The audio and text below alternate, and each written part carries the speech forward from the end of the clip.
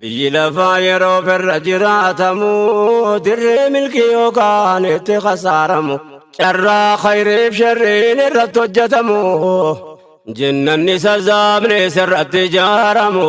dirree galaan borii keessatti oomishamu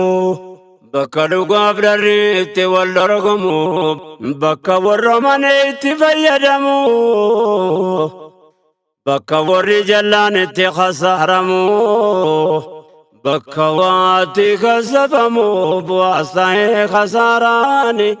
ergama nabii lamiin rahmatan lil'aalamiin يا أمة ربي انتكم سوى مني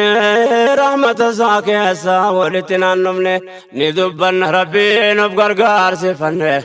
إجو دبي كينيا تسوى جنسيني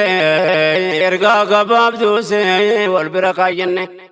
بي كينيا